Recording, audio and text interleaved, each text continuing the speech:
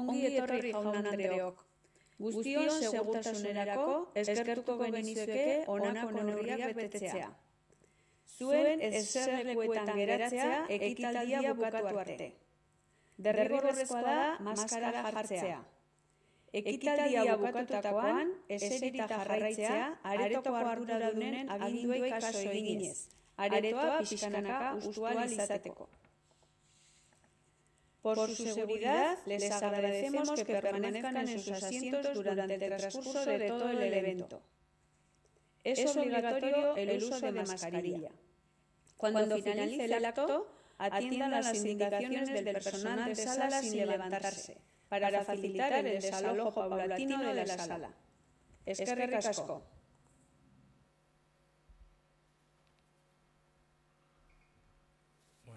Arratsaldeon, buenas tardes a todos. Gracias por venir. Como sabéis, esta es la cuarta conferencia de este ciclo que hemos titulado Cuando los vascos se hicieron universales, en torno un poco a la conmemoración de la circunnavegación por parte del Cano, y para explicar un poco todo el contexto, pues analizar también un poco otros temas de una manera, digamos, tangencial, tocan también con ese evento. Y para ello hemos traído hoy a Hilario Casado Alonso, que es profesor de la Universidad de Valladolid. Es un experto básicamente en las relaciones comerciales entre la Corona de Castilla y el norte de Europa. Es además director de la Cátedra Simón Ruiz, uno de los principales financieros de la época de Carlos V. Y hoy nos ha venido a hablar un poco sobre las relaciones comerciales desde la Corona de Castilla con el norte de Europa, y centrándose un poco también en el tema de los vascos, de los comerciantes vascos. Agradecerle su presencia, porque él trabaja en Valladolid y nos ha hecho el esfuerzo de venir aquí. Aunque conoce la ciudad y tiene relación con ella y amistades. Y me consta que ha aprovechado también para darse una vuelta por la ciudad. Pero, como decía, le agradezco su presencia y sin más dilación, pues le doy la palabra para que comience su exposición. Bueno, buenas tardes, muchas gracias. En primer lugar, gracias al Centro Cultural Koldo Mitxelena, a la Asociación de Historiadores Guipuzcoanos Miguel de Aramburu y, como no, a la Universidad del País Vasco, en la cual tengo bastantes colegas conocidos y muy buenos amigos, y en especial a Álvaro por la presentación que me acaba de hacer. El planteamiento inicial de la charla que les voy a dar, la conferencia, es un planteamiento de presentarles un panorama general de las redes mercantiles europeas y, más en concreto, de la Corona de Castilla a fines de la Edad Media, que coincide más o menos con la época de la primera vuelta al mundo por parte de Magallanes y Elcano, no solo reflejándolos en lo que es el planteamiento de las redes mercantiles que se están desarrollando en ese momento, sino relacionarlo, como el propio título de la conferencia, reflejarlo como esta es una época donde hoy se está hablando de los comienzos de la primera globalización, y yo lo voy a reflejar a través del aspecto mercantil, sobre todo visto a través del análisis de la circulación de mercancías, la circulación de modas, la circulación de símbolos y, cómo no, de valores culturales. De todo esto, a toda esta primera globalización, contribuyeron muchos agentes, pero hay que destacar por una manera preeminente aquellos que eran comerciantes. Yo lo que intento es, dado que estamos conmemorando en este año tan lleno de incertidumbres, el aniversario llegada de Juan Sebastián Elcano y la primera vuelta al mundo. Intentarles, bueno, no les voy a hablar del viaje de la vuelta al mundo de Elcano, sino lo que intento es, sobre todo, darles unas pinceladas acerca del mundo mental, cultural, a través de, sobre todo, la cultura material de los habitantes de Europa, de la Corona de Castilla, de Guipúzcoa, a finales del siglo XV. Evidentemente, yo lo reconozco, no soy especialista en historia de Guipúzcoa y, bueno, lo que les voy a apuntar son algunas generalidades. Y, sobre todo, lo que voy a hacerles es plantearles preguntas, cuestiones, a partir del estudio de la documentación y especialmente de documentación que hay en archivos españoles, pero especialmente en archivos extranjeros. Todo esto relacionado con nuevas corrientes de explicarles qué nuevas corrientes de investigación se están haciendo internacionalmente sobre el tema del comercio, la circulación de mercancías en todo el mundo preindustrial, pero más en concreto a finales de la Edad Media. Entonces aquí les presento el sumario de lo que voy a hablar. Por una parte, las redes de mercancías castellanas y por otra parte, como pueden ver, cómo circulan las mercancías y qué valor, no solo económico, sino valor simbólico y cultural tuvieron.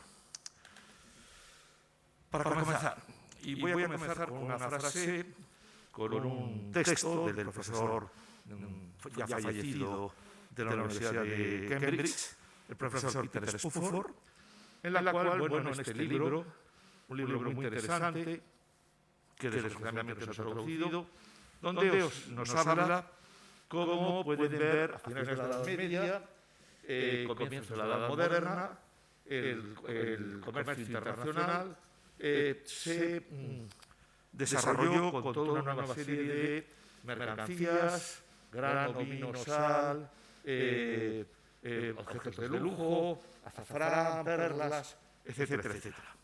Luego estamos ante una época de cambios, pero que no solo hay que verlo como época de cambios, sino también, como hoy se hablaría en economía, época de oportunidades. Épocas de oportunidades en la cual los agentes, unos van a aprovecharlas, otros no van a aprovecharlas. Entonces, ¿qué ocurre en el comercio a finales de la Edad Media?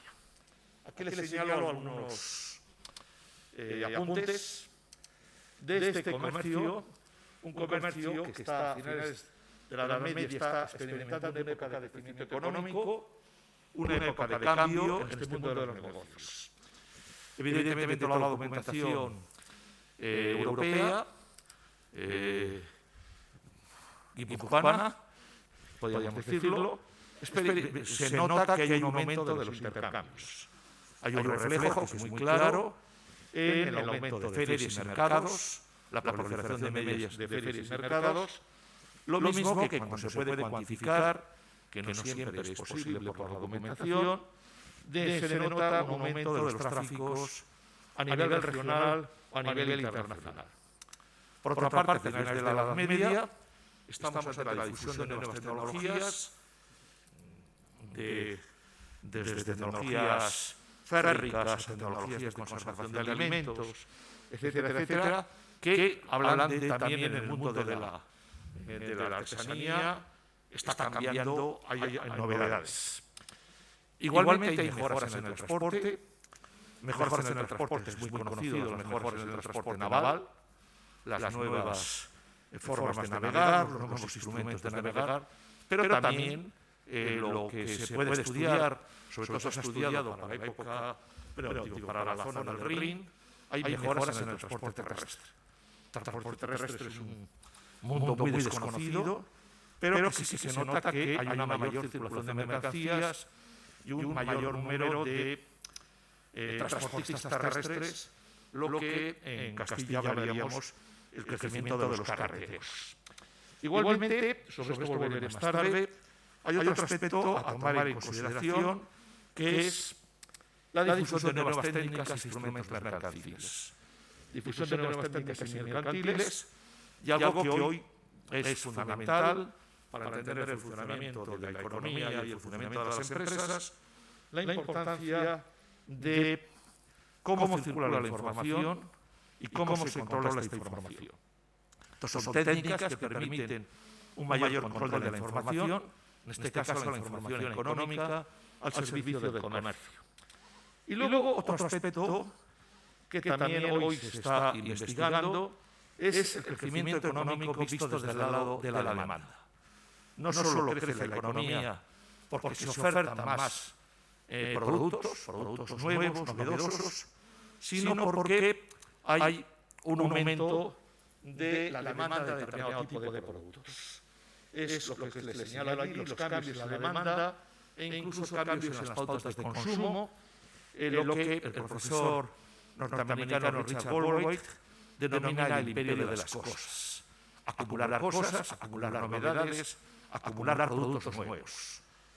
En sexto lugar, evidentemente estamos ante una reorientación de las rutas del comercio. No es que el comercio en el Mediterráneo haya decaído, mucho menos, sino lo que sí se observa, lo que se ha muy estudiado, el crecimiento de las rutas del comercio de la fachada atlántica europea.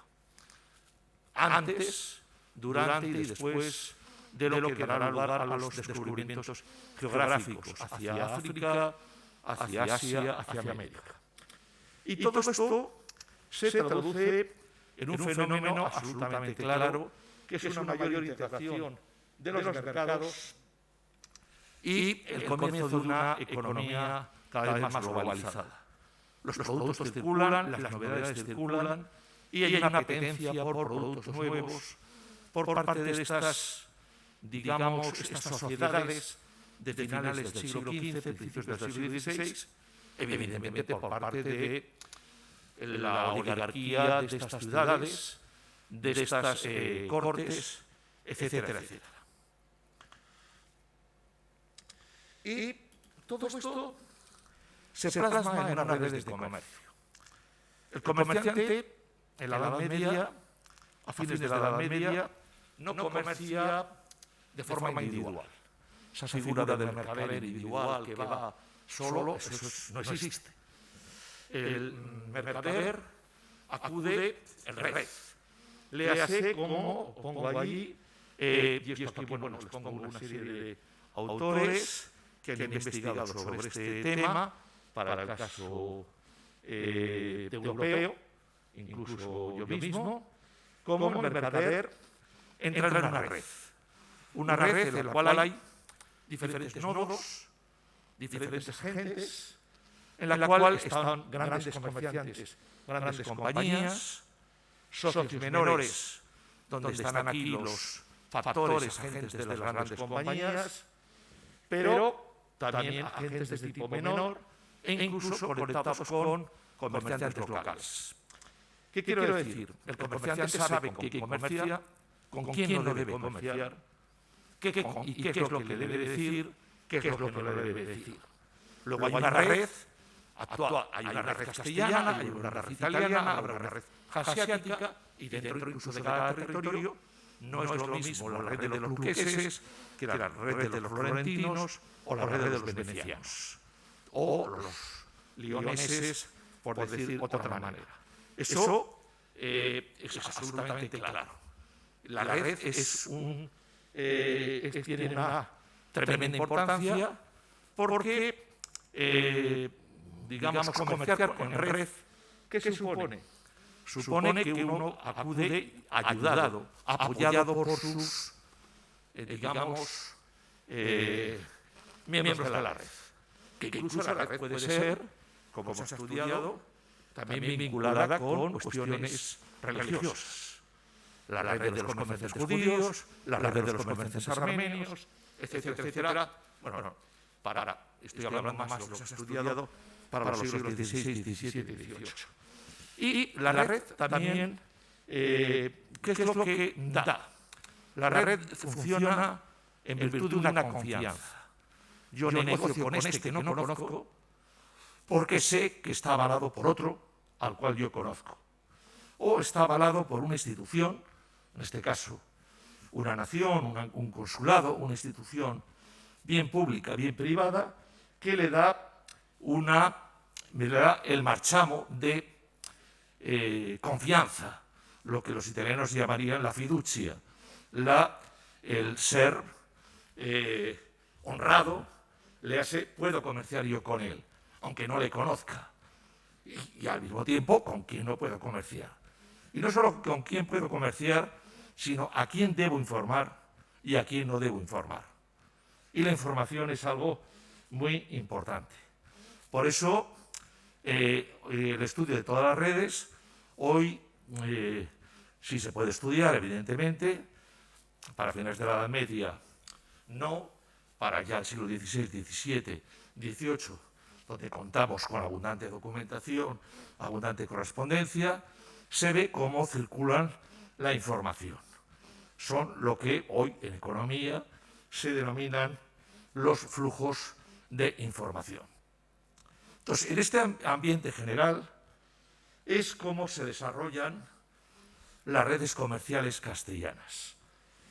Bueno, hay un hecho absolutamente claro, lo veremos más tarde, que durante finales del siglo, desde principios del siglo XV, de forma mucho más desarrollada desde mediados del siglo XV y todo el siglo XVI hasta finales del XVI, se produjo un crecimiento del comercio castellano, que bueno, más tarde también hablaré de él.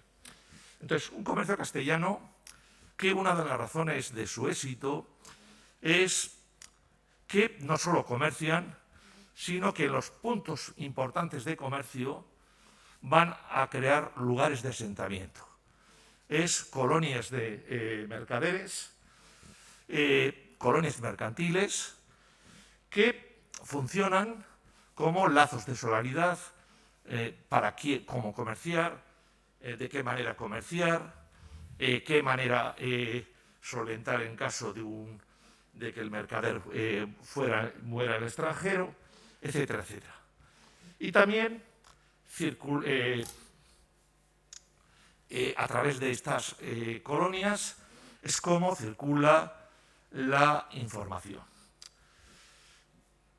Y pasemos a ejemplificarlo. Lo podemos ejemplificar en este mapa, que bueno, ya publiqué hace años, donde aquí dibujo la expansión internacional del comercio castellano.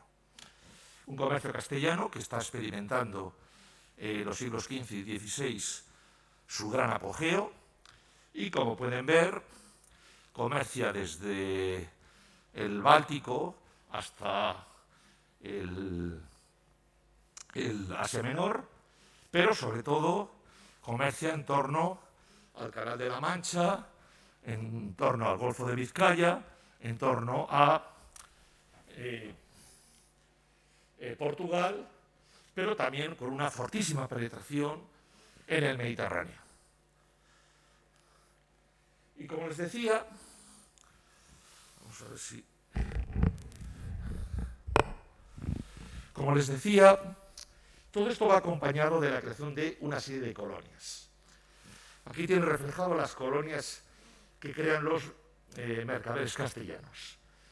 Toda una serie de comunidades grandes, las más grandes evidentemente son Brujas, Rouen, Nantes y Florencia, que no solo son más grandes en número, sino son las que jurídicamente tienen mayor estructura, pero si se dan cuenta hay toda una serie de asentamientos de tipo menor, más o menos estables, a lo largo de toda la fachada atlántica, desde Inglaterra, por ejemplo, el puerto de Liverpool o el puerto de Londres, en la zona de Portugal, Lisboa, el norte de Portugal, lo mismo que a lo largo de Italia, desde Génova, Civitavecchia, el puerto de entrada con Roma o Nápoles.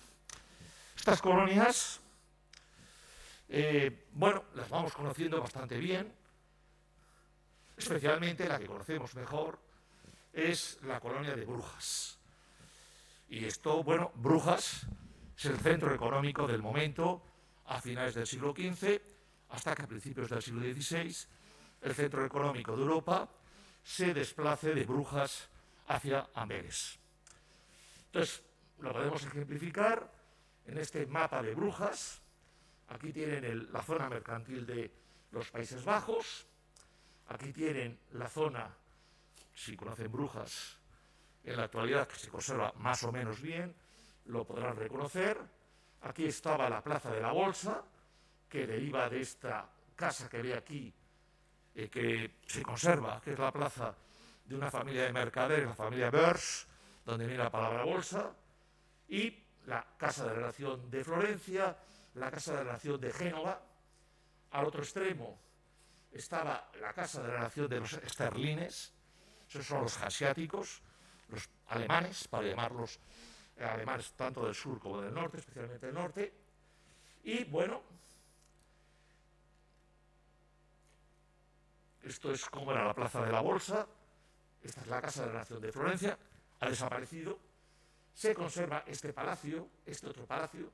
Esta es la Casa de los Mercaderes Beurs y esta es la Casa de la Relación de Génova. Actualmente la Plaza de la Bolsa, que se sigue denominando el Génova. Pero en este barrio mercantil, desde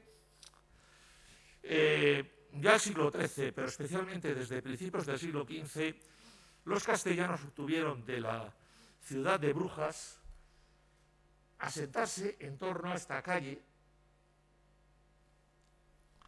que se llamó en la época la calle de los españoles, donde, bueno, aquí estaba la Casa de la Nación de Castilla, este muelle por donde entraban las mercancías, que era lo que se sigue llamando hoy en el muelle de los españoles, y al otro extremo la Casa de la Nación de Vizcaya. Y al otro extremo de esta calle estaba el convento de los agustinos, que ha desaparecido, no existe, que es el lugar de enterramiento, el lugar de reunión de las mercaderes. Todos los mercaderes debían vivir en esta calle porque tenían privilegios, exención de impuestos para vivir en esta calle. Esto es, bueno, como era la Casa de la Nación de Castilla. Aquí estaba la Casa de la Nación de Castilla con el escudo de los Reyes Católicos, al lado un edificio que servía de almacén, aquí un palacio de una familia de mercaderes, que es la familia de los de la Torre. ¿Qué función tenía esto? A través de este consulado, las autoridades del consulado, el prior y cónsules de la Nación de Castilla en Brujas, organizaban el comercio. Daban refugio, controlaban a los factores, mandaban cartas, controlaban información. Luego, cualquier mercader que saldría de Castilla y quisiera comerciar en los Países Bajos, sabía perfectamente dónde tenía que alojarse, con quién tenía que tratar, etcétera, etcétera. Estas son ventajas respecto a otra serie de mercaderes que iban por su cuenta, que no contaban, digamos, con este apoyo.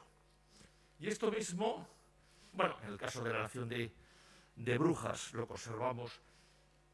Aquí se conserva todavía el Palacio de los de la Torre y se conserva, por eso sabemos muy bien la vida interna de Brujas, porque el consulado desapareció en 1700 y el último cónsul, un pardo, tuvo a bien una cosa para los historiadores, que donó este arcón, que era el archivo, a la ciudad de Brujas. Entonces se conserva un enorme y espléndido archivo de la nación castellana en Brujas. Cosa que no ocurre con la nación de Vizcaya. Después de muchas disputas, en el caso de Brujas, la nación de Vizcaya, la Domus Cantábrica, se separó de la nación de Castilla, constituyéndose autónoma. En definitiva, es una rivalidad por ver quién paga más impuestos, quién controla el comercio. Entonces, aquí también levantaron la Casa de la Nación de Vizcaya, desapareció en el siglo XVIII, que estaba al lado de la Logia de los Mercaderes, que actualmente se sigue conservando en Brujas y que es el Archivo Provincial de Brujas. Esto mismo va a ocurrir cuando Brujas decaiga en el caso de Amberes. A partir de principios del XVI, Amberes se constituye en el centro económico y financiero del mundo, bueno, de la Europa de la época. Pero se sigue haciendo de esta misma manera. Mercaderes de Brujas se trasladan a Amberes, aunque bueno, muchos permanecen en Brujas. En este caso, los mercaderes castellanos y vascos vivían en torno a estas calles. La pena es que la documentación no es tan rica como la de Brujas. Pero esto mismo, para ponerles ejemplos, se ocurre en el caso de Italia. En el caso de Italia, desde principios del XVI, también adquiere mucha importancia el mercado italiano. El mercado es principalmente para exportar lana merina castellana e importar sedas. Y aquí también, bueno, esta es una calle, bueno, callejón más bien, la calle Borgo Tegolayo en Florencia, donde aquí se conserva la Casa de la Nación de Castilla, que viene el escudo, que se encuentra al lado del Palacio Pitti y sobre todo, lo digo para los que si alguna vez han callejeado por Florencia, en la parte de detrás, trasera, de este gran palacio, de esta gran familia de mercaderes de origen segoviano, que son los Suárez de la Concha, que son los socios de Simón Ruiz para el comercio en el siglo de la lana, en el siglo XVI. Luego, esta existencia de estas colonias, que por ejemplo no tienen los ingleses, no tienen los franceses, no tienen los portugueses, esto, digamos, facilita y es una de las razones del éxito mercantil de castellano en la época. Colonias que van a ser florecientes, pero que a finales del siglo XVI van a entrar en crisis por razones económicas, razones políticas e incluso razones religiosas. Pero otra razón del crecimiento económico es el control de las nuevas técnicas mercantiles. Nuevas técnicas mercantiles que, bueno, las debemos entender no solo porque conozcan nuevos métodos, sino entender en el sentido actual que daríamos a tratamiento de la información. Entonces les pongo aquí una serie de la importancia de conocer, tratar la información, controlar la información, saber cómo todo acerca de la información. Es el dicho, información es poder. En el pasado y en el presente las cosas no han cambiado.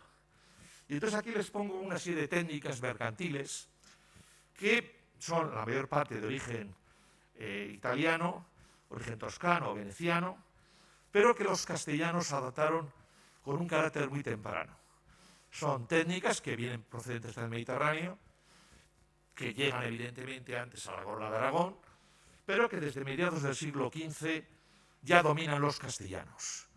E incluso no solo que dominan, sino que van a ser difusores de estas técnicas, por ejemplo en Francia, por ejemplo en Inglaterra. Aquí les pongo una serie de técnicas, el sistema de compañías, el sistema toscano de compañías, cómo agruparse, no necesariamente por compañías familiares, sino permitir que gente ponga capital en esas compañías, la letra de cambio como una forma de transferir el dinero, no en bruto, sino a través de la circulación de un papel, que es la letra de cambio, el cómo comerciar y navegar más seguro a través de la aparición de la figura del seguro marítimo, a través del desarrollo de la correspondencia mercantil y la estructuración de cómo escribir una carta mercantil, más diversos documentos mercantiles que no voy a tratar aquí, y luego cómo tratarla, en definitiva, a través de la contabilidad. Les voy a poner diferentes ejemplos. Aquí tiene un ejemplo de una letra de cambio. Una letra de cambio tendrá este tamaño, bueno, podría haber traído un facímil. Una letra de cambio girada entre Medina del Campo y Amberes. Aquí está el destinatario.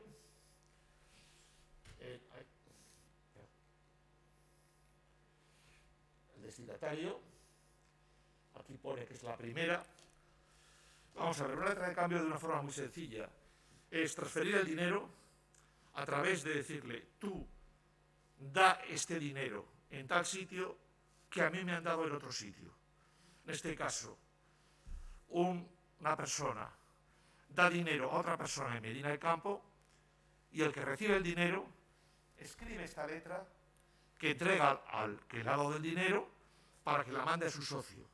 Y en esa letra le dice, pagarás en la primera letra de cambio o la primera feria que te corresponda este dinero que yo he recibido aquí. Entonces, ¿qué ocurre?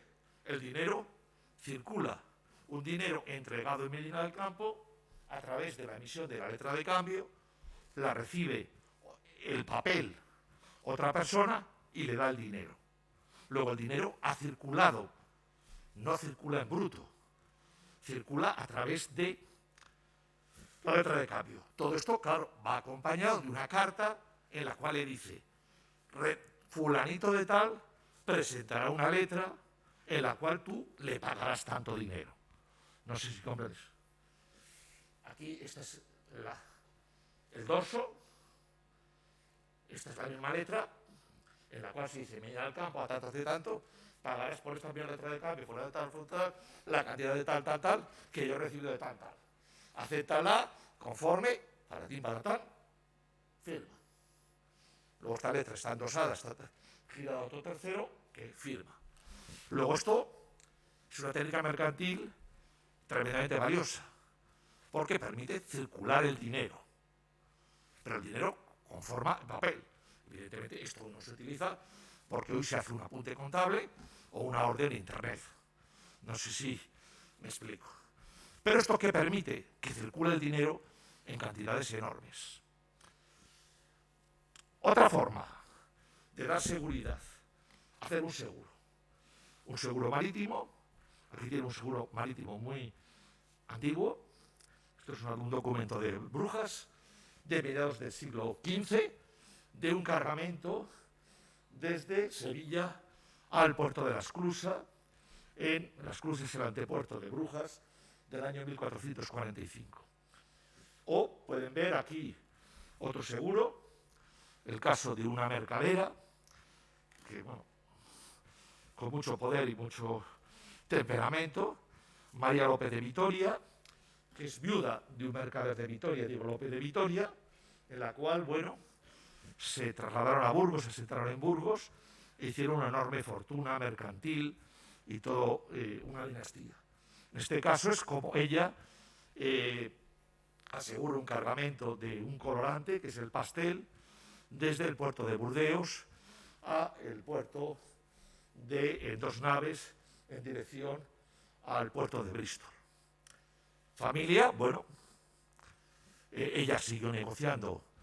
Una vez viuda, su marido, Diego López de Vitoria, se enterró en Vitoria, su lugar de origen.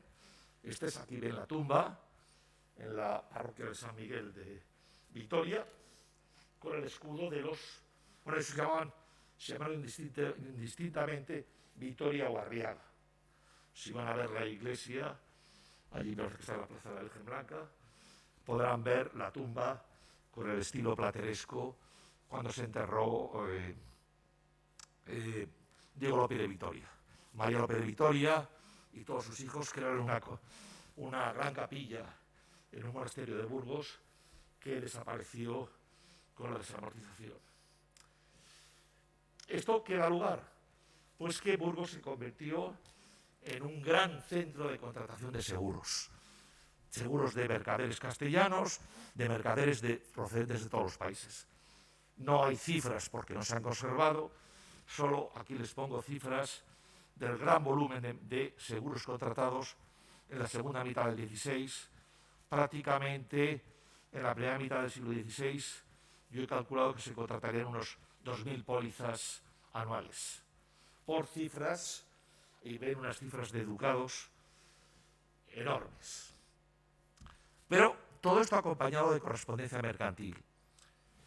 Evidentemente la correspondencia mercantil se ha conservado muy poca, salvo el caso de Simón Ruiz, donde se conservan cerca de 60.000 cartas, pero les pongo para que se den cuenta de la importancia de la correspondencia, aquí son los gastos que el consulado gastaba en correos, continuamente mandando cartas. Mandando cartas porque cuanto más mejor informado, más éxito tendrás en los negocios. Bueno, no sé lo que he hecho. Y toda esta enorme información confluye en cómo tratarla. Y cómo tratarla a través de una técnica italiana, que es la técnica de la contabilidad por partida doble. La técnica de la contabilidad por partida doble, un ejemplo puede ser este libro, que localicé hace unos años traspapelado entre las cuentas de la Catedral de Burgos, de un mercader de finales del siglo XV, donde, bueno, llevaba la contabilidad. La contabilidad, no la cuenta de la vieja de ingresos-gastos, sino la contabilidad de partida doble es abrir cuentas por cada una de las operaciones, para en un momento determinado saber a quién debo y quién me debe. O sea, lo que hoy, bueno, se estudia en primero de facultades de economía, lo que se llama contabilidad financiera. Esto es tratar la información, sobre todo en un mundo donde cuando se inicia una operación hasta que se concluye la operación pueden pasar 4 o 5 años. Entonces, la cuenta de la vieja, la memoria falla, y si tú en vez de negocias no con 20 clientes, negocias con 70 clientes, con operaciones que duran mucho tiempo, si tú no llevas un tratamiento de la información con la contabilidad de partida doble, sería imposible. Entonces, una de las razones del éxito es esta introducción de cuentas con un carácter muy temprano, e incluso cuentas que los castellanos transfirieron a otros países. A finales del siglo XV, la contabilidad por partida doble de Inglaterra se denominaba cuentas a la española. O incluso, hasta que estamos en San Sebastián, les traigo a colación restos de un libro de cuentas muy vinculado a San Sebastián. Estos son hojas sueltas, entonces unas son hallazgos curiosos y bueno, y que a uno le alegran. Estos son hojas sueltas que han aparecido hace 4 años en la abadía de Westminster y que servían, la abadía de Westminster inicia un proceso de restaurar los libros. Entonces los libros, para darle grosor, la pasta, pegaron papeles. Entonces, al despegarle, vieron que eran libros, era un libro de cuentas, cortado, como pueden ver, de un mercader asentado en Zelanda, en Middelburg, Pedro de Arnedo, que tiene enorme cantidad de negocios, lo que podemos ver, porque están mutiladas, con San Sebastián. Bueno, con otras zonas, pero especialmente con San Sebastián. Entonces, todo esto explica cómo, a modo de conclusión, que no es extraño que a finales del siglo XV las redes mercantiles castellanas, los mercaderes castellanos, estuvieran a la avanzadilla de lo que ocurría en Europa. Y no es extraño que los mercaderes castellanos, los navegantes vascos, estuvieran presentes en los descubrimientos geográficos o estuvieran presentes en la primera vuelta al mundo. La presencia de Juan Sebastián Elcano no es fruto del azar, sino que es que en ese momento era el tipo de barcos, navegación y personajes no solo que tenían más conocimientos, sino que tenían más interés por lo que podía venir en el futuro. Y el ejemplo más claro que les presento aquí es esta tumba que se conserva en una parroquia de Burgos, en Salesmes, de Cristóbal de Haro. Cristóbal de Haro, ¿qué es? es el que pone la pasta para la vuelta al mundo. ¿Y por qué pone la pasta pone los ducados para la vuelta al mundo? Por una razón muy clara. Él está sentado primero en Lisboa, después en Sevilla, después volverá a Burgos, pero su hermano, Diego, es el gran comerciante de las especias en Amberes. Y Amberes es el gran mercado de las especias. ¿Por qué se hace la vuelta al mundo? Porque se busca especias. Luego, evidentemente, el proyecto de Magallanes, que se presenta para llegar a las Molucas, a las Islas de las Especias, evidentemente tiene éxito porque detrás hay una serie de mercaderes, especialmente este, que es el que pone el dinero. Entonces, ¿esto qué nos lleva? Pues que a finales del siglo XV, si les pongo el ejemplo de las especias, sin interés por lo que puede venir de muy lejos, se traduce en no solo la primera vuelta al mundo y el inicio de una globalización, no como la actual, evidentemente, muy de menor orden, nos habla de cómo a finales del siglo XV están circulando mercancías, gustos, modas, valores culturales, etc. Y bueno, aquí les presento mercancías que van circulando y que hablan de un mundo global. Desde, bueno, no es el caso, es la circulación de la lana merina castellana y la lana del Valle del Ebro. La lana del Valle del Ebro lo cito aquí porque sale por los puertos guipuzcoanos. Un ejemplo muy claro es un negocio de una compañía de Castrojeriz, la compañía de los Castro Mújica, donde tienen aquí la tumba, un retrato que se conserva. Se ha conservado un libro de contabilidad en el archivo de Brujas, que me permitió reconstruir todo el volumen de negocios y me permite reconstruir cómo llega la lana, cómo se vende a los tejedores, se cambia por tejidos y estos, a su vez, los mercaderes venden estos tejidos hechos con esta lana merina castellana en las ferias de Amberes o en las ferias de Vergas. Que no es que los tejidos vuelvan a Castilla. El mercado de estos tejidos hechos con esta zona del sur de lo que era Flandes, el destino final, el mercado de estos paños era fundamentalmente el Báltico, los hanseáticos.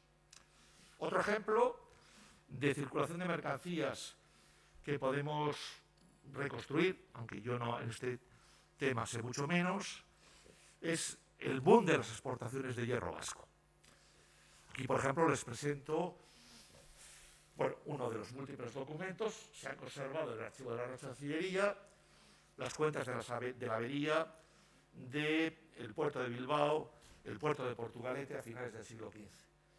Y entonces, en este caso, bueno, aquí les he puesto una de las páginas, un legajo de este tamaño,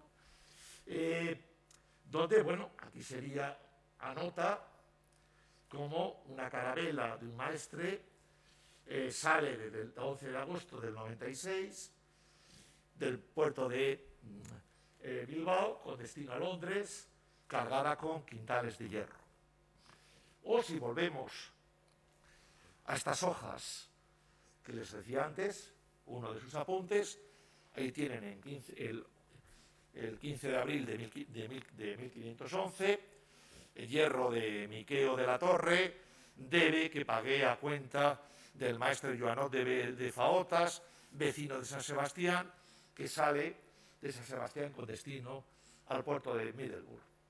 Luego esto nos habla de un intenso flujo de mercancías que sale por todos los puertos, y en este caso no solo por el puerto de Bilbao, sino que en el caso del comercio del hierro, como el comercio de la lana del Valle del Ebro, sale fundamentalmente por los puertos guipuzcoanos, por el puerto de San Sebastián, el puerto de Pasajes, el puerto de Zumaya, el puerto de Deva. Pero otro aspecto que me interesa para que se den cuenta del mundo mental es un tema que, bueno, a mí me parece muy interesante, que es el mundo del color. El mundo del color que va asociado al mundo del tinte y un tema que es el tema de la moda. El color, hoy no le damos importancia, bueno, más o menos, pero el color tiene un valor simbólico, o tiene un valor simbólico y económico en la época.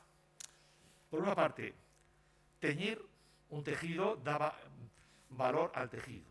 Los cálculos que se han hecho, el coste de la tintura, del teñido, representa un valor muy importante, más del 30% sobre el precio final del tejido.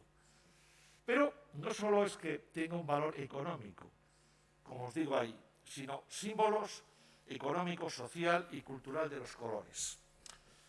En el mundo preindustrial, sobre todo en el siglo XV, XVI, incluso hasta el siglo XVIII, bueno, también después, no todos visten del mismo color. Hay colores de ricos, hay colores de pobres. Y hay leyes que determinan cómo se ha de vestir la gente. O prohibir que tal gente de tal condición vista de tal color. Hay colores de hombres y colores de mujeres. Hay colores también y ropa según las diferentes etapas de la vida. Colores de viuda, colores de niños. Y sobre todo lo que se va a imponer a finales de la Edad Media, y esto ya lo estudió el profesor francés Michel Pastoureau, hay un color, el color moral, que se impone desde el siglo XIII, que es el azul. El azul que se asemeja a la Virgen, pero que posteriormente va evolucionando a el negro. El negro que va de la mano de, bueno, cambios en la moda. Y de aquí, cambios en la moda, como decía el profesor Peter Monroe, se ha pasado del dorado al rojo al lado oscuro. Lo pueden ver aquí perfectamente claro. Aquí un gran hombre tesorero de Francia, vestido de rojo, pero si vamos 50 años detrás, tenemos aquí un agente de los Medici, Tommaso Portinari, retratado por Hans Memling, que va de negro. Y esto es moda, pero una moda impuesta. ¿Y quién se impone? La moda borgoñona. Aquí tienen, por ejemplo, una miniatura del duque de Borgoña, que, como pueden apreciar, va vestido de negro. Y es el que marca la moda en ese momento. Se impone la moda borgoñona, que luego en el siglo XVI se denominará la moda española. Pero esto no es solo que lo veamos en cuadros. Si vamos a detalles concretos y cuantificamos, aquí tienen el color de los tejidos vendidos en Brujas. Aquí pueden ver los tejidos en rojo y ver cómo van cayendo y cómo lo que va subiendo son los colores oscuros y especialmente el negro. Y esto mismo lo comprobé yo analizando el mercado textil a partir de diferentes cuentas de Medina del Campo. Aquí tienen las cuentas de una tendera que vende muchísimas telas, paños, donde, bueno, se puede observar no solo las ventas, sino, fíjense, sobre todo, el valor del precio de la vara. ¿Y qué se comprueba? Que lo más caro es vestirse azul o vestirse negro. Mientras vestirse de marrón, sin teñir, ese es gastarse poco dinero. Luego, ¿qué ocurre? La oligarquía de Medina del Campo, la nobleza de Medina del Campo, tiende a vestirse de negro, tiende a vestirse de azul, de amarillo para el interior, rojo para el interior, mientras que los pobres visten de marrón. O sea, tejidos sin teñir. Y esto no solo es una cuestión de gusto, sino es una cuestión también económica. Y detrás del triunfo del negro va el triunfo de un colorante y de una red mercantil, que es el pastel. El pastel es una planta de la cual, bueno, se obtiene el azul. Aquí, bueno, la planta se deja fermentar, se hace un polvo, se hace una bola, al final se obtienen unas piedras endurecidas que da este color azul. Si se le tiñe mucho, se llega a convertir en negro. E incluso para darle más aspecto, más oscuro, se le mezcla con el rojo. Luego, esto no solo es moda, sino que vestir de negro es vestir caro, es vestir de ricos. Y detrás de este triunfo del pastel hay toda una red mercantil de comerciantes castellanos, algunos de origen, bastantes de origen conversos, que sacan el pastel, que a finales del siglo XV la gran zona productora era la zona de Toulouse, a través del puerto de Burdeos. Aquí tienen datos de la contabilidad del puerto de Burdeos, donde ven el peso de los mercaderes castellanos. Y sobre todo, bueno, de determinadas familias, como es la familia de los Bernoulli. Aquí tiene un gran prohombre, Jean de Bernoulli, que construye una de las obras cumbres del Renacimiento francés, que es el Hotel de Bernoulli en Toulouse. Esto se mueve grande dinero, un comercio muy especulativo, pero que genera grandes cantidades de dinero. Y esto, bueno, a modo de ejemplo les traigo diferentes sacados de libros de costumbres, esculturas, etcétera. La moda del negro, vestir de negro, rojo al interior, pero negro por fuera. Aquí pueden verlo unos burgueses de Colonia, unos mercaderes de Burgos, Hernando de Castro, una obra de Gerard David, del Juan de Sedano, en el Museo del Louvre, Miguel de Salamanca, que hablaremos también de un retablo hecho en Amberes, pero importado en Burgos. Pero esto es la moda de hombres. La moda de mujeres no ha cambiado. Las mujeres vestían con gran cantidad de color, por lo menos en esta época. Luego, a partir de mediados del 16, finales del 16, se suman al negro. Aquí, de esta misma época, pueden ver damas de la nobleza castellana y pueden ver cómo los campesinos vestían distinto. Aquí tienen campesinas de Astorga, campesino castellano, un pastor español.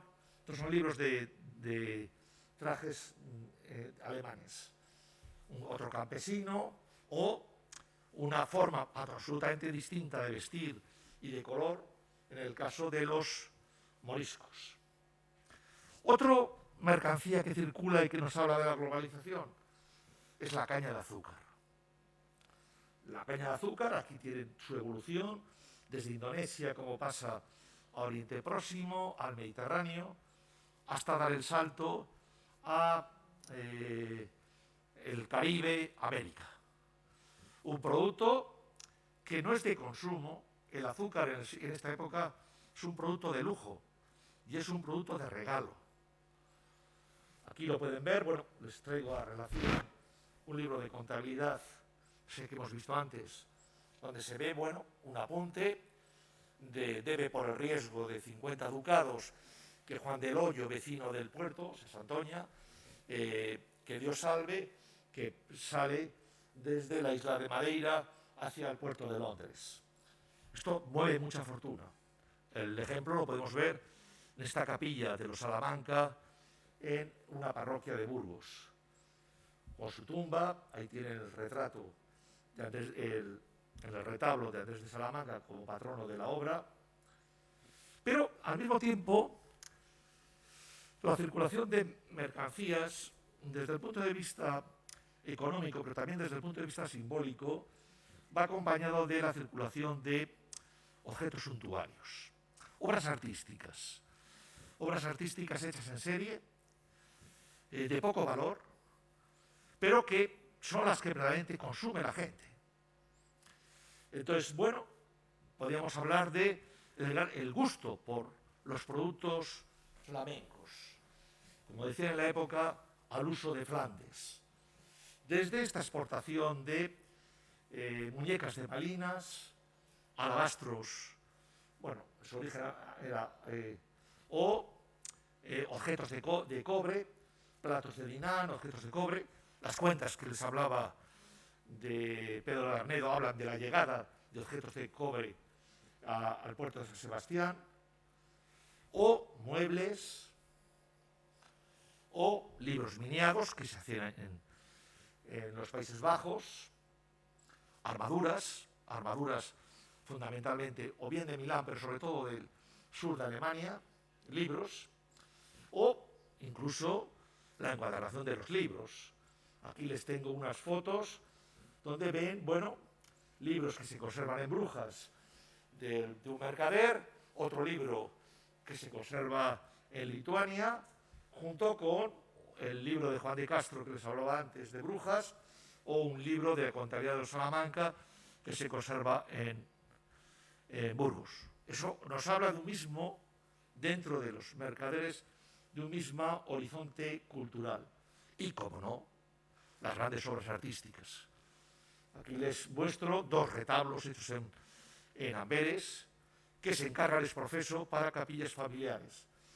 Uno que se conserva en la iglesia de San Salvador de Valladolid, o el retablo de la capilla de Salamanca, donde todos vienen, no sé si se aprecia aquí bien, la marca gremial de Amberes, que es el escudo de Amberes, la mano cortada, por la leyenda de que estaba cerrado el Escalda y un gigante que lo cerraba. Entonces llegó un joven que le mata y le corta las manos. Entonces, si van a Amberes, verán que el escudo es esta mano. O incluso esta globalización no solo es que lleguen productos del norte de Europa hacia la península ibérica, sino que esta globalización llega a otros continentes. Entonces, por ejemplo, podemos verlo en el arte africano. El arte africano de esta época, una de las más importantes es el arte de Benín. Y aquí pueden ver cobres de Benín, y sobre todo quiero que se fijen en esto. Estos collares. Esto es lo que se llaman las manillas. Aquí pueden ver, o aquí estos dos europeos que llevan estas manillas. Estos son grandes cargamentos que llegan del norte de Europa, llegan a la península ibérica y, en este caso, comerciantes portugueses extienden por toda África. Luego estamos hablando de objetos culturales económicos, pero culturales muy importantes. O, por ejemplo, otro objeto que circula es la porcelana. Aquí ven un cuadro de Manteña, la adoración de los Reyes Magos, que, si se dan cuenta, lleva una taza de porcelana china. Estamos en el momento que se está llegando los portugueses directamente a China. Y años más tarde, fijaros, esto que se conserva en el Metropolitan Museum, un objeto de porcelana china, pero con el escudo de Portugal. Luego esto, en el caso español, serían objetos que llegan más tarde, a través del galeón de Manila, hacia México, y de México llegaban a España. Estaba bien vestir, tener objetos exóticos. O objetos exóticos como el gusto por los animales exóticos, que se pone de moda. Los animalia, que decían en la época. Y bueno, evidentemente no se conservan los animales, pero sí que se conservan, por ejemplo, aquí ven un tapiz de algo que era muy de moda, tapices con animales, en este caso con jirafas. O este caso de este fresco de Benotto Gossoli, del Palacio Medici Riccardi, donde nos aparece el Medici que trae un animal africano. Y bueno, como no, el animal por excelencia exótico era el elefante. ¿Qué es lo que hizo el rey Don Manuel cuando llega a quiere agasajar al recién nombrado Papa León X, Papa Medici, pues le regala un elefante. Un elefante que, bueno, causó sensación. Incluso aquí ven como dos grandes maestros de la pintura, como es Albert Durero o Rafael, pintaron a este elefante jano, que era algo que era exótico, aclamado, del gusto de las cortes, en este caso de la corte pontificia. Pero esto mismo ocurre aquí, cuando en 1517 el joven Carlos va a ser jurado rey de Castilla. Posteriormente, meses más tarde, se abandonará Castilla para ser proclamado emperador. ¿Qué es lo que le regalan los nobles castellanos? Un elefante. Y imagínense, Valladolid, 1517, Plaza de San Pablo, y ante un príncipe que yo creo que tenía entonces 18 años o 17 años, aparece un elefante. Un elefante que vio, porque estaban allí Magallanes, y que, bueno, según nos cuentan en las crónicas, fue la delicia del público asistente, porque le pusieron unos barriles con agua y duchó a todos los que estaban alrededor. ¿Esto qué representa? Poder. Pero nos está hablando de un mundo que se está abriendo a la globalización, en la cual el corsé exclusivamente europeo, el corsé exclusivamente del norte de África, se ha roto y hay multitud de personas, por un interés cultural, pero también por un interés económico, de ampliar estos horizontes económicos hacia África, hacia América, o en el caso de Magallanes Elcano, hacia el continente asiático. Y muchas gracias.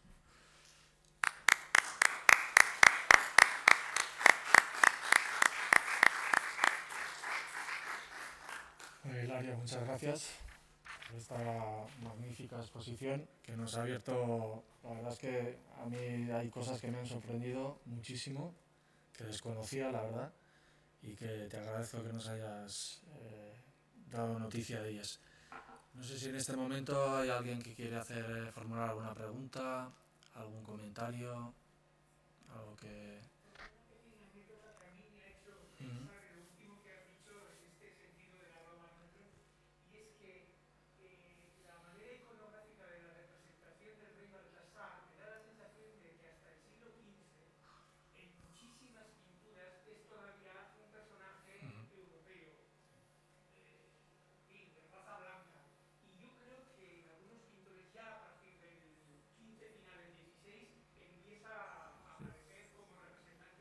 Sí, a partir de finales del 15 parece...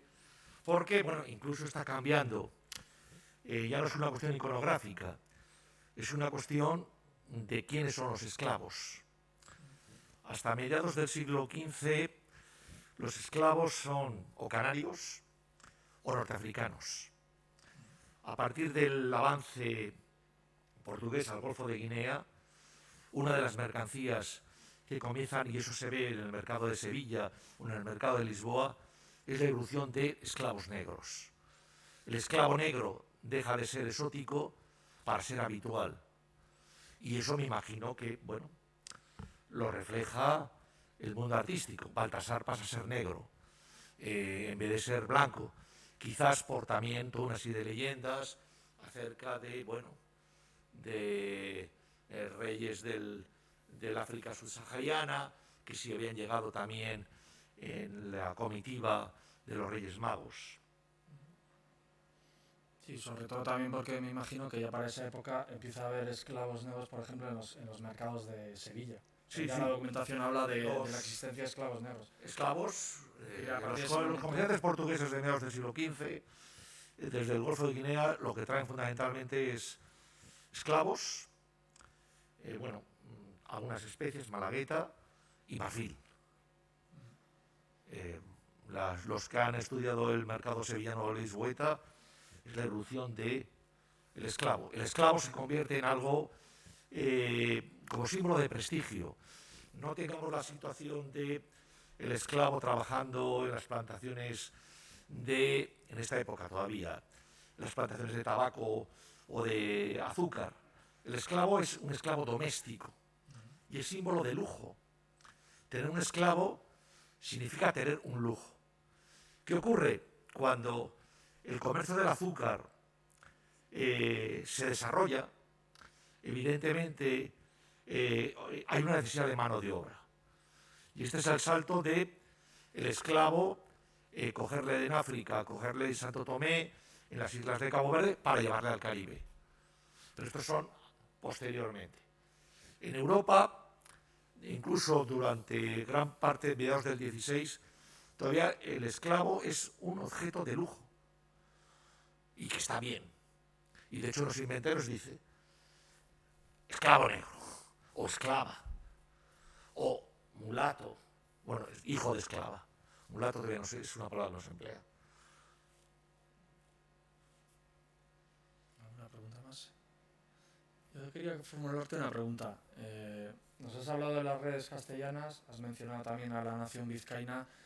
¿Qué papel tenían esos mercaderes, por ejemplo, guipuzcoanos o vizcaínos? ¿Eran meros factores?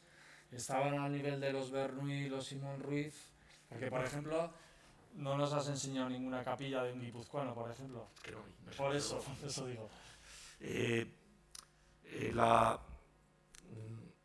En el convento de los agustinos había también una capilla de reunión de la Casa de Vizcaya. El convento de los agustinos ha desaparecido. Desapareció en la Revolución Francesa, etc. No se conserva tampoco la nación de Vizcaya y se conserva muy poca documentación de la nación de Vizcaya. Evidentemente no hay algunas grandes compañías.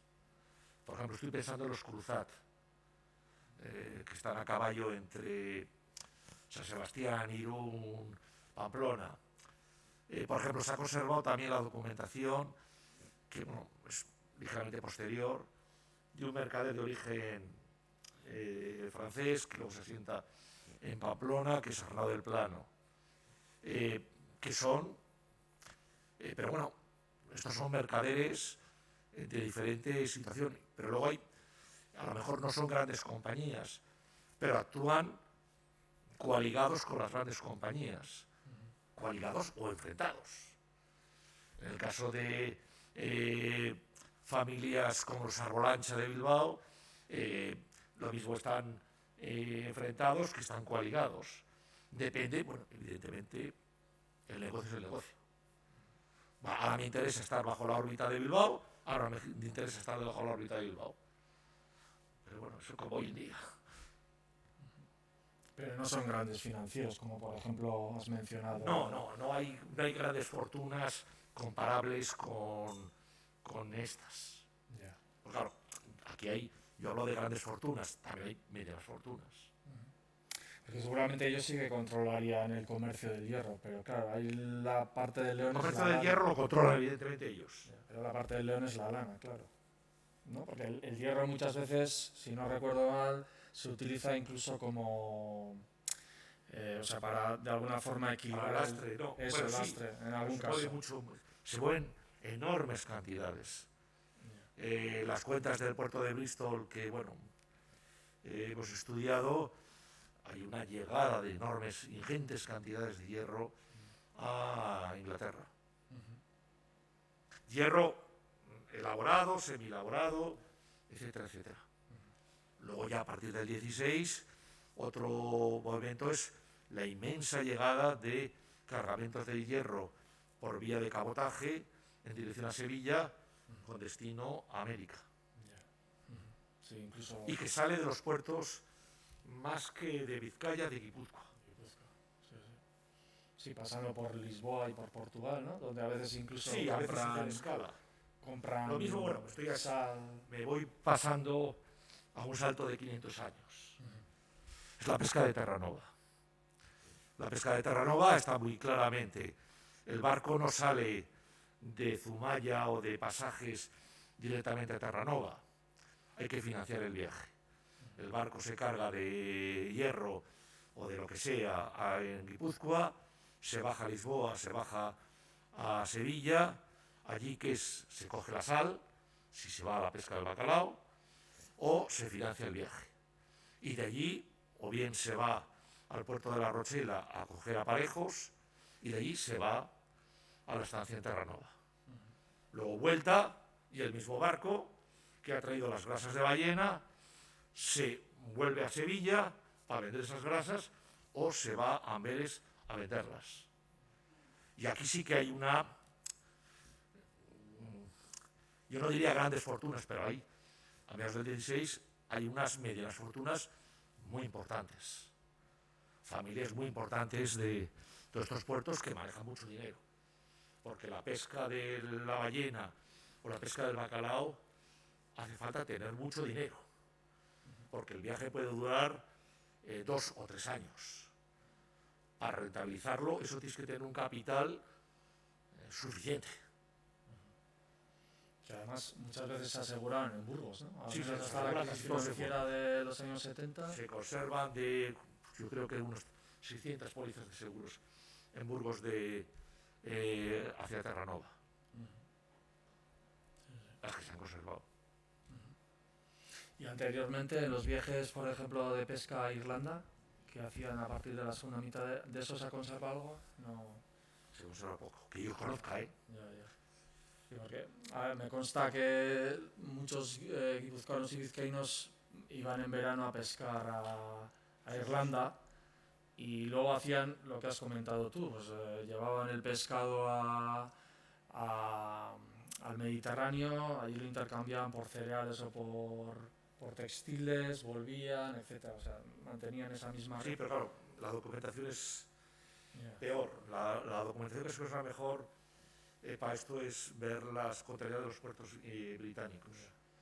Que ahí sí que hay muy buenas series de cosas que aquí no hay. Sigue habiendo... Tú has estado en los archivos ingleses y sigue habiendo documentación que no está trabajada ni nada. Sí, porque bueno, ahora se acaba de publicar la contabilidad del puerto de Bristol. Está en internet. Ah, sí. Que hay un proyecto que han pagado los canadienses.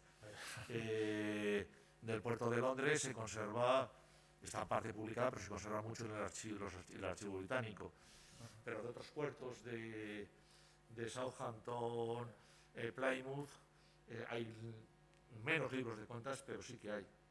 El problema, claro, la contabilidad es de una lectura, digamos, bastante difícil, paleográficamente, y luego está toda en latín. Lo digo para los alumnos. Está complicado, sí. Lo digo para... Bueno, igual es mejor que el inglés, porque el inglés de esa época también tela, para entenderlo, pero bueno.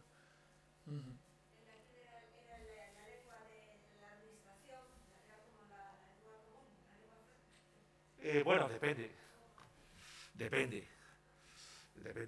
de territorios.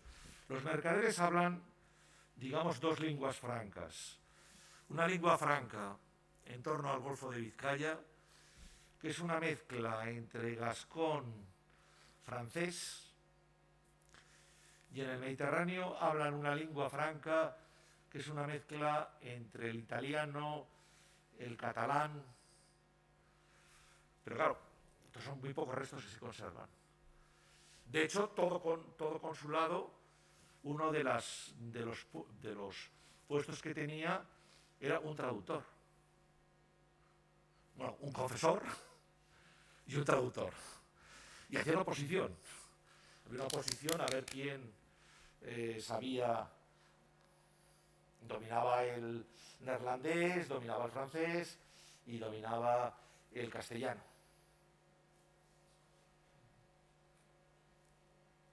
¿Alguna pregunta más?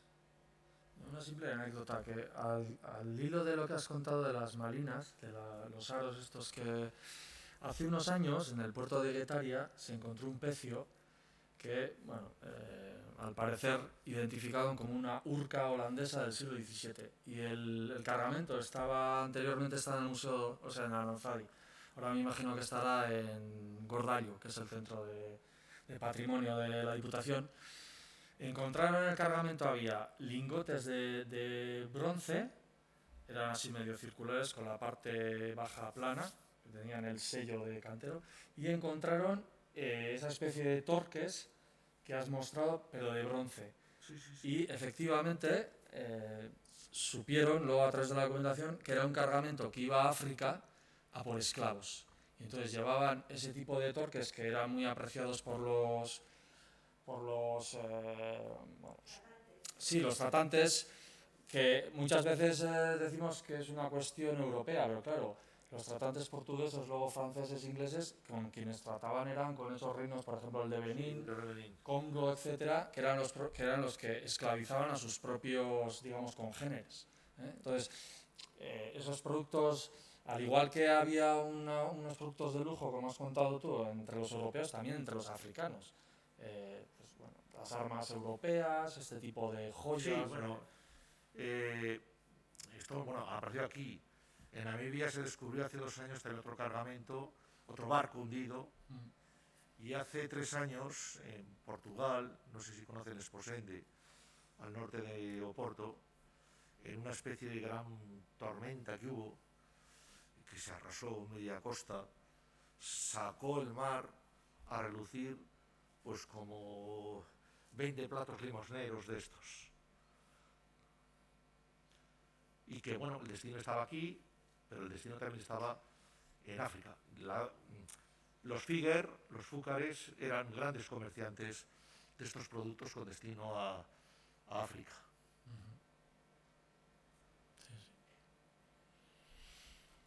Bueno, pues si no hay más preguntas, agradecer vuestra presencia y bueno, pues felicitar también a Hilario por su magnífica exposición y invitaros a la semana que viene a la siguiente charla que tendremos en el mismo ciclo.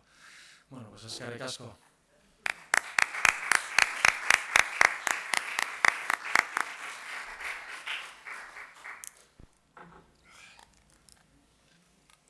Jaun-andreok, gogoratu, zuen eserlekuetan egon aretoko arduradunak esan arte. Por favor, permanezcan en sus asientos hasta que el personal de sala se lo indique. Mila esker.